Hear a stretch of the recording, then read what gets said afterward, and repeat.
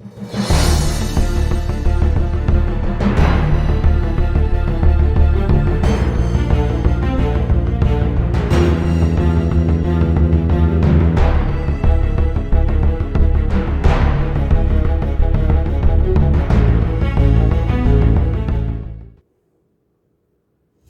folks, and welcome back to Bougie Comfort Food. I'm your hostess, Mary Landry Davis, and today we are making Tex-Mex stuffed chicken breasts.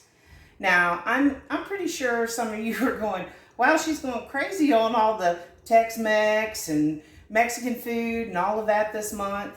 Well, that's because it is starting to round up the end of Hispanic Heritage Month. So, and plus, well, honestly, we like Tex-Mex food. So, I'm trying to share some of those wonderful meals that we make around here that fill a belly, make a heart feel warm, and most everybody who comes over to eat dinner enjoys it too. So today we're doing Tex-Mex chicken breasts. Now, these are similar to the ones that we made with the chicken breast stuffed 2 ways. I will put a link to those in the description. Remember, those were our broccoli and carrots and spinach and mushroom stuffed chicken breasts. This one is going to be stuffed with jalapenos. And before you go, oh my goodness, oh no, I can't eat that, calm down. They have cream cheese. They also have regular cheese in them. And we're not putting a ton of jalapenos in there. We really only use about half a cup, and they're chopped up and diced real fine. And if you're really worried about, whoo, they'll just burn me up, take the seeds out. That is where the heat is. Now, in this recipe, and I don't normally use something jarred or pickled or anything like that because honestly, I don't like pickled things. But in this recipe, the pickled jalapenos just seem to kind of work. But we'll get into that in a minute. The first thing we're going to do, now I'm doing 6 chicken breasts because we want to do this for 2 meals. Now my chicken breasts are still fairly frozen, so be aware that you can do this step while they're still kind of frozen. You can thaw your chicken with your marinade. And you're probably wondering, okay, why are you setting it down in a bowl? If you fold the top over like this and set it in a bowl, it will stay open so you can add whatever you need and go on from there. So I have 6 frozen chicken breasts in my bag.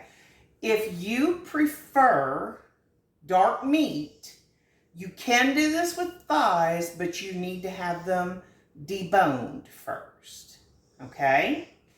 And in doing that, it's going to make it harder to make your pocket to put this in, so I really suggest chicken breasts. Now, this is a variation on another dish that I make, and I am waiting for a guest who's going to appear on our show, and she and I haven't been able to nail down a time for that one. And on that one, we're going to do chicken and bacon wrapped stuffed jalapenos. They are to die for. So this is kind of a variation on that theme. We are going to need bacon for this, about half a pack. You want to be able to wrap your breast with like 1 or 2 slices of bacon depending on the size of the breast. Now I buy the frozen ones from Walmart in the big, huge zippered sealed bag in the freezer section because it's more convenient and I don't have to run out and go get fresh meat every day. So I have 6 of those breasts. They are currently thawing. However, they're not there yet. So we're going to film this section and then take a break. Now, I went by my local Dollar Tree, which I guess technically they ought to be renamed to $1.25 Tree, and picked up the small bottles of Kraft Zesty Italian dressing, because even though it technically doesn't matter what dressing you use as far as Italian dressings, I really like the flavor of Kraft. So I'd much rather use something I know and something that tastes good, that I can live with how I'm using it, instead of buying cheap or generic and it being more vinegar or not enough flavorings in it, because you know you can see it floating around in there. So you'll need, if you're doing as many breasts as I am, which is 6, you're going to need a 16-ounce bottle. Now they didn't have 16-ounce bottles, so I got 2 8s. So, you know, make do. Now if you're only making 2 or 3 of these, you only need 1 bottle, really and honestly. So we're going to dump those in our zipper seal bag, because we're not sponsored, so we're not saying the name brand. But yes, I do use the name brand ones mostly, because I can get them from the big box store and they're cheaper. All right, so we're going to dump both of our bottles of dressing in here. So 16 ounces of dressing. And additionally to this, which really drives home that Tex-Mex flavor, we are going to add 1 tablespoon of chili powder. Now you can add more if that's your taste. It's fine. You can add less if chili powder just really isn't the thing for you. But I really think that a tablespoon to this recipe works just about right. So let's get up a tablespoon of chili powder, and we're just going to put it in this bag with the dressing. Now, you're probably saying, well, why don't you mix it up in a bowl and then pour it over? Trust me, there's an easier way to do this. Work smarter, not harder, folks. All right, so now when we do the grilled stuffed jalapenos, I don't always put chili powder in that marinade, although it's perfectly fine to do the same thing I'm doing here for those. But we'll get into those when I get Ayamika over here. She is a very wonderful young lady who is a vitiligo advocate. So I cannot wait for her to join us and talk a little bit about her perfectly painted cosmetic line and her business that she's doing for vitiligo awareness. All right, folks. So you see it looks kind of muddy. See that kind of muddy color? That's because of the chili powder. Now, I'm just going to leave it in my bowl. I zippered it up. I mixed it up real good. You can see there's no clumps of chili powder wandering around in there. Making sure all the breasts get in that liquid.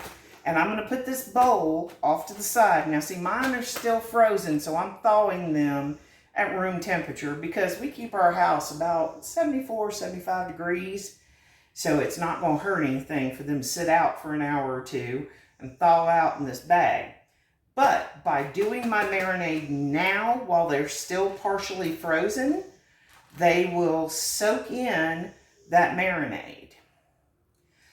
So once we come back, I'll show you how to deal with your jalapenos, because it's not that hard, but you know, some folks may need a little touch-up refresher on how to deal with them.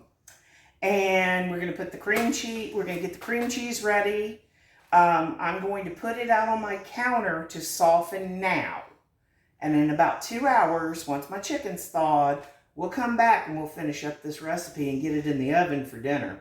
All right, folks, stay tuned. We'll be right back with you. Much, much, much later. Okay, folks, we're back. Our chicken's thawed, and we're going to show you how to put the rest of this together now. So, the first step that I would suggest you do is cover your baking dish in foil. This time we're not making a foil packet. I know y'all know me. I love my foil packets that help keep moisture in. But because we're cooking this and gonna wrap it in bacon, we want that bacon to crisp up. You put that in a foil packet and it's gonna be floppy bacon. Now, some folks are okay with floppy bacon, and that's fine. You do you, boo. But for this dish, I find that if the bacon kind of gets hardened and crystallized around it, that it just kind of seeps into it and makes it taste that much better. So, the first step we're going to do, we've put our cream cheese out to be softened. And we're going to go from there. We're going to put it into a bowl. And y'all see I have my bowl set up here. So, we're just going to dump that cream cheese. It's an 8-ounce block of cream cheese into that bowl. We also have 1 cup of shredded Colby Jack cheese. I'm just trying to get all the rest of this cream cheese off of the wrapper, because I want all of it in this chicken. Now, as I said, you can adjust this. I have made this for 3 chicken breasts and only used half of a block of cream cheese. But I'm making, if you're going to make like 4 to 6, I'm doing 6 today. I really suggest using a whole block of cream cheese. That way you know you have enough to stuff in it. Now, to that block of cream cheese, we're going to add a cup of shredded cheese. And then a half a cup of pickled jalapeno slices. Now, for anyone who's going pickled, yeah, the sliced jalapeno slices in the vinegar in a jar, those are pickled. So you're going to take that half cup, and it can be a loosely packed one, but you want to try to get as many as possible. You're going to dump those out, you're going to drain them and dump them out onto your cutting board. And then you're just going to loosely dice them, okay? It does not have to be perfect, but you don't want big, huge hocking pieces, or else it will not mix into your cream cheese and cheese mixture. Now, for those of you who are worried, ooh, jalapenos, they burn me up. Don't worry, kids. That is part of why this cream cheese is so fantastic in this. You get the flavor of the jalapenos without much of the burn. So, but if you are sensitive to jalapenos, which they're kind of mild, but I get it. Some people just cannot eat anything spicy. You could try banana peppers in it instead, and those you can get jarred as well. You could also use fresh jalapenos in this, or optionally, if you want to cut down on the heat more, take your jalapenos, take a spoon, and cut out the veins, which are the parts that poke into the middle. Take out the middle section of them and take out all the seeds. That will dumb down the heat of that pepper quite a bit, because those peppers are hot and those seeds are usually what light you up. So if you're very, very, very, very sensitive to spice, you know, take those seeds out. There's no shame in that. So we're just loosely dicing these. They don't have to be perfect. It doesn't have to be, oh my gosh, if Gordon Ramsay saw it, he'd have a fit. Yeah, okay. I'm home chef, and my slices are relatively consistent, so Gordon Ramsay can kiss my behind. Yes, I said it. Of course, soon enough, I'm going to call him out on something, but that's for a later show. Anywho, we're going to go ahead, get these loosely diced. Like I said, we are almost to that point, kids.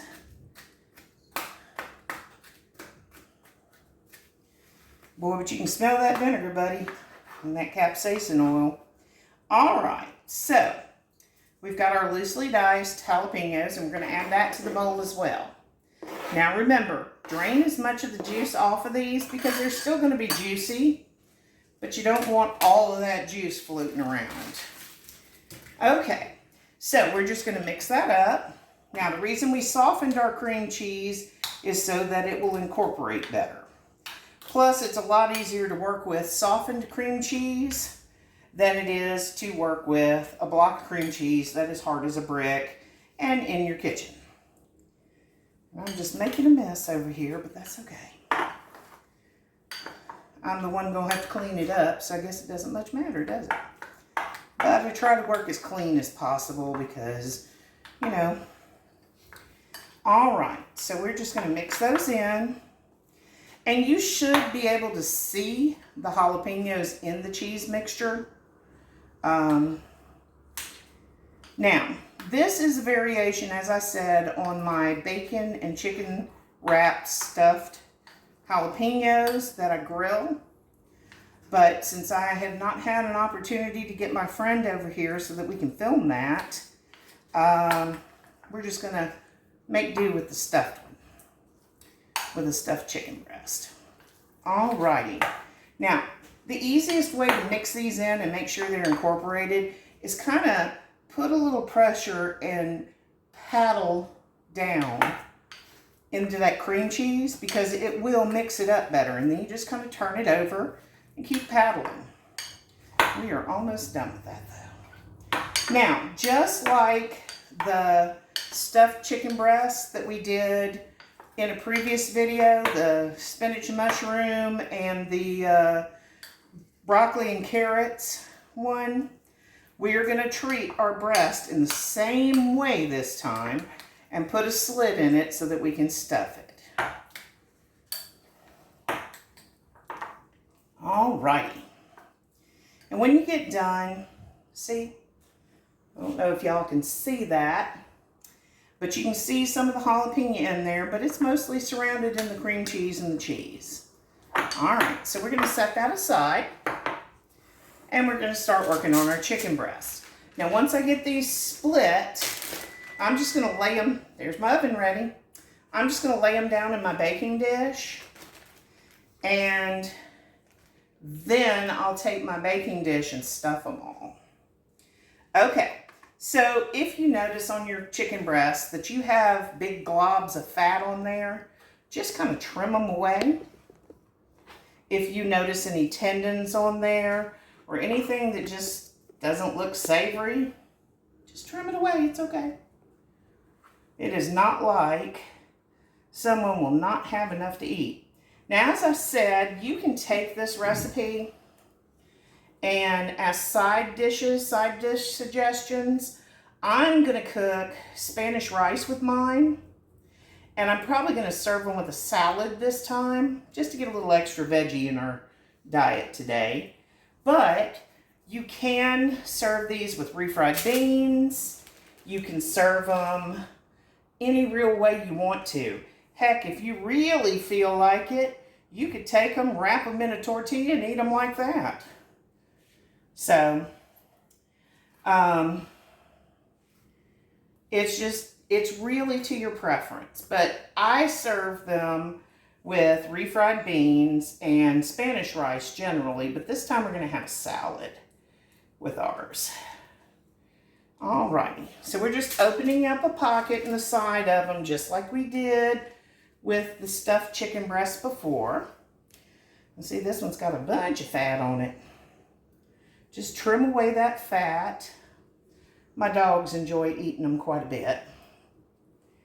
And Fred will come over if it's beef fat. He'll come over to beg some of that. He's not quite sure what to do with chicken fat. He's a goofy little cat, but that's okay. We love him. So I'm just trimming away some of the fat, making sure there's nothing unsavory in them. Now, I usually flip my chicken breast over onto its top and come in from the side and just open up that pocket. See what I did there? If I put it on its top, it's easier to make the cut because generally the bottom sides are not even.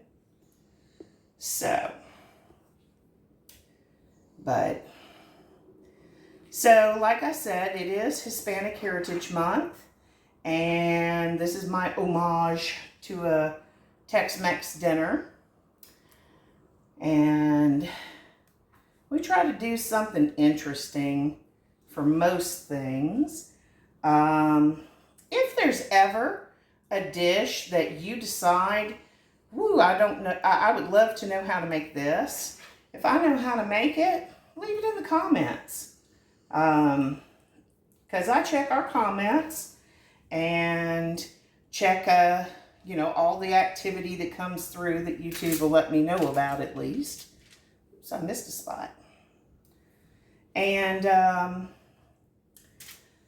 so if there's something that you say, my mom used to make this, and I wonder if you know how to make it. A lot of my cooking has either come from eating something in a restaurant and saying, I could do that, or from my grandmother, a cooking show that I've seen on TV, or just something harebrained that I thought, this sounds good. That's kind of how the stuffed chicken breast came about. I said, I know how to make this. I bet you it would be good together. Let's just throw it together and see what comes up. Throw it at the wall and see what sticks, right? So, I hope that everyone will enjoy this recipe. If this is the kind of content you think you might be interested in, think about giving us a subscription. Now, that is not anything that costs any money. Down there where it says in red, subscribe, all you have to do is hit that subscribe button. And if you hit the notification bell, you will know every time we upload a new video. Now, I have a little bit of chicken fat left over, and my dogs are going to enjoy that in their dinner tonight, so I'm just going to stick that back in my bowl. Now, I am reserving the liquid that we marinated in. That's going to go in the bottom of my pan. Let me dump the excess off my cutting board real quick. There we go. So, now we're going to stuff those chicken breasts. Now, we do have bacon out. Now, I have hickory smoked bacon, but you can really use whatever kind of bacon you like. I try to get one with as little fat content as I can. You could do this with thick sliced bacon. That's fine. You could do this with all different sorts of bacon. Now, I'm going to take these back out of the pan and stick them back in my marinade while I'm cutting into after I've cut into these, and I'm going to stuff them one by one. So, try to clear off a spot here for myself. You're going to bake these in a 400-degree oven once we have them stuffed. And you're just going to take kind of a heaping spoon. I usually take it in between my hands and kind of form a little patty kind of deal, and then shove it in that pocket. And put any excess into there. You basically want to fill that pocket up with cream cheese. Okay? It does not matter if it does not meet again, because trust me, it's going to stay together pretty well in that pan. Once you start cooking that cream cheese, it starts solidifying. Anybody who's ever eaten, made a cheesecake at home will know that one. So, and we've put a little extra yumminess in there, so that's all right. So, what was I saying? My goodness. We were talking about making various things. I know that some of the things we have coming up for our channel, we're going to do turkey burgers.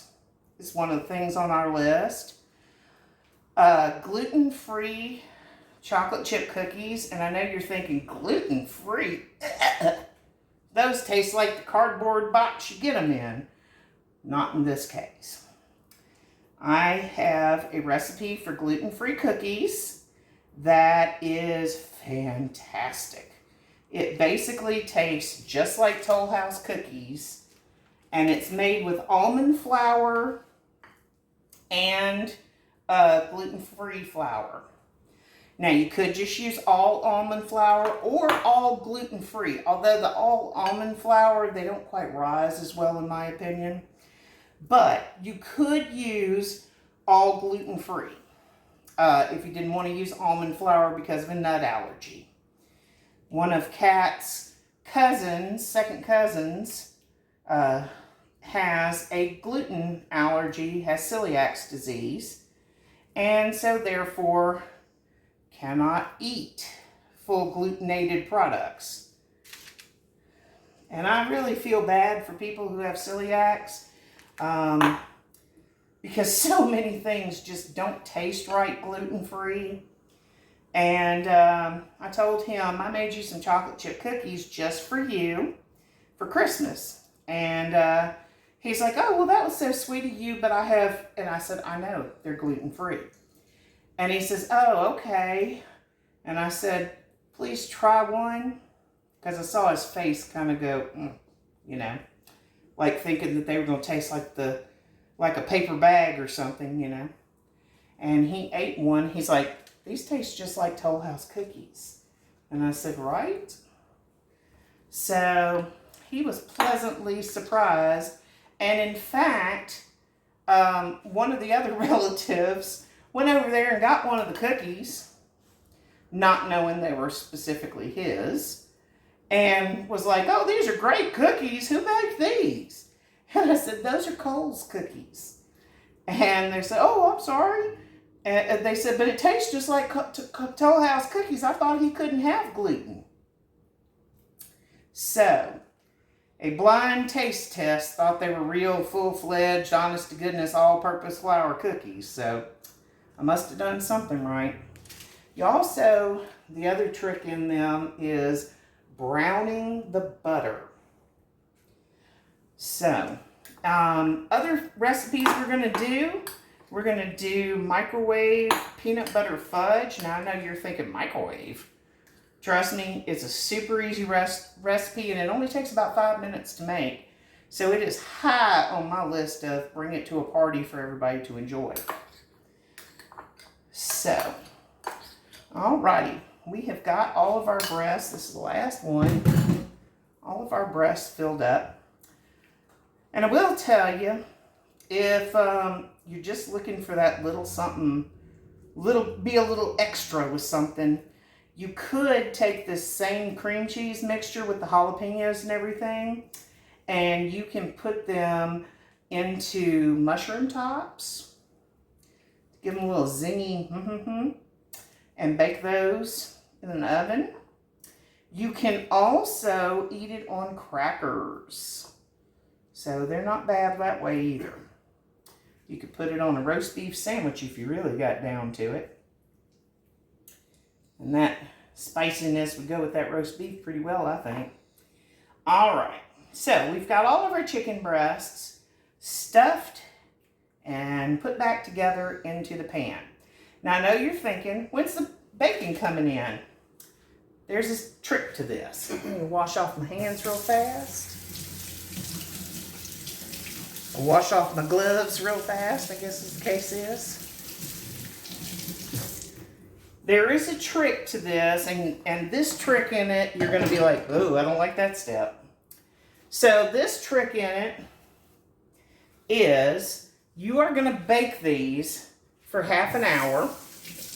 Then you are going to take them out of the oven, wrap the bacon around it, and put them back in the oven for another half hour.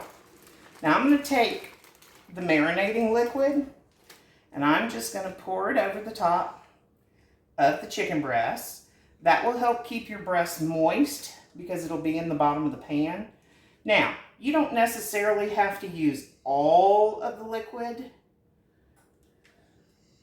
You could use about half of the marinating liquid. You just want something that'll steam up and keep your breast wet. Okay. So, that is that. And I'm going to reserve the rest of it in case I think it needs some more. Usually I put more on top of the bacon. So, we're going to put these in the oven for 30 minutes. Bless you, Randy. Thank you. We're going to put these in the oven for 30 minutes at 400, and then we're going to pull them out midway through and wrap them in bacon. So, we will be right back with you in 30 minutes. Okay, guys? All right, hang tight. We'll be back. Many, many minutes later. Okay, folks, so the chicken has been in the oven for 30 minutes, which is not quite enough time to cook it all the way through. I find about an hour in the oven works perfect. So what we're going to do is we're going to take them out of our baking dish. And you see it spilled some of its guts, but that's okay. We're going to make that work for us, okay? Most all of them have spilled some of their guts. But it's going to be all right, trust me. So you don't have to get every inch that fell off into the pan, just to let you know.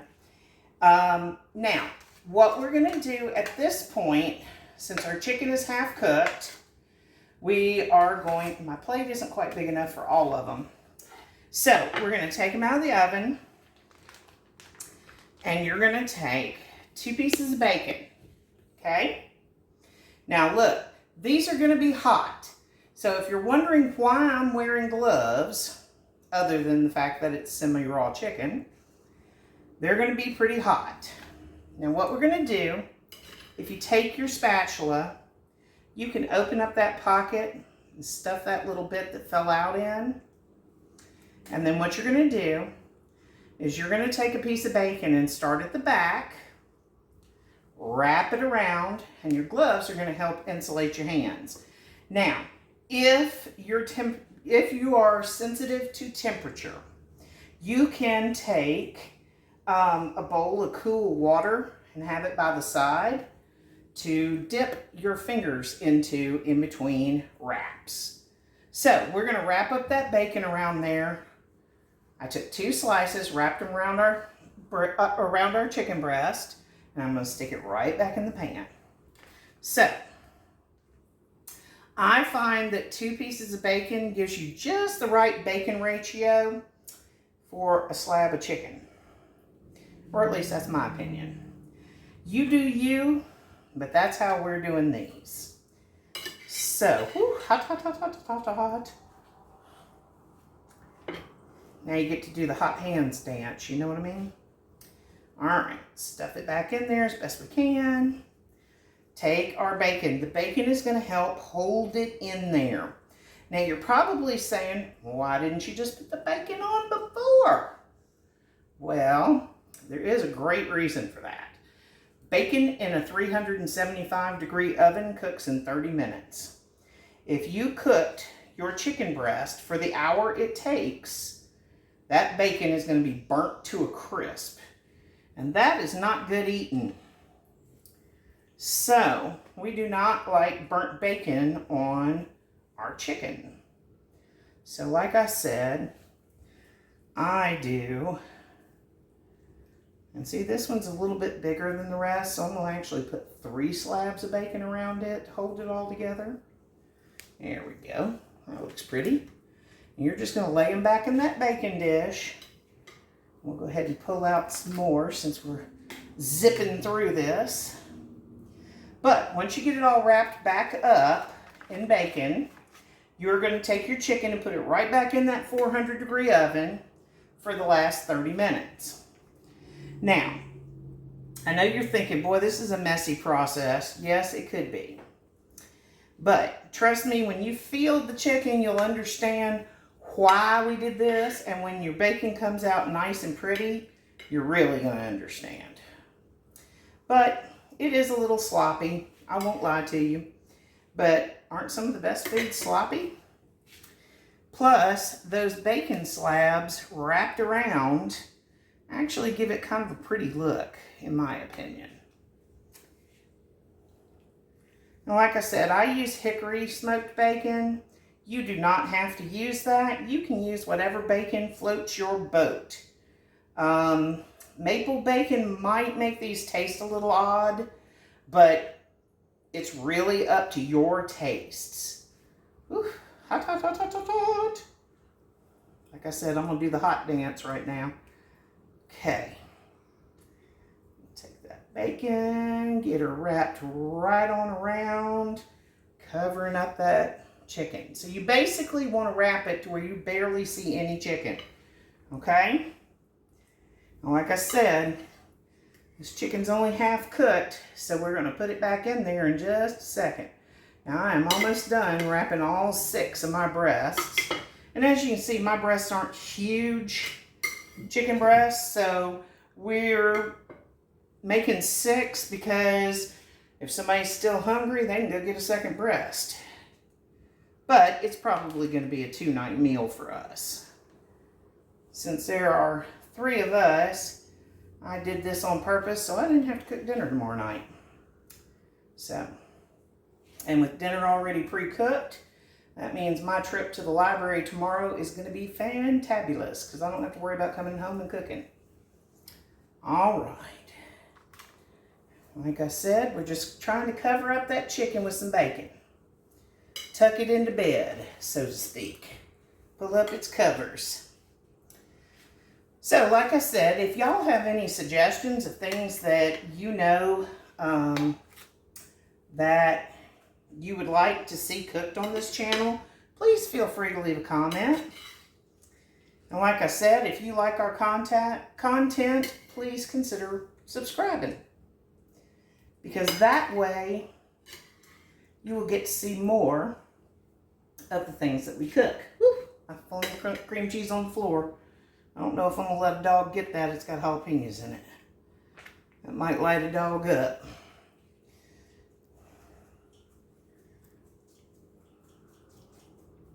You see, this chicken breast is really struggling to keep its guts in. Whew, hot.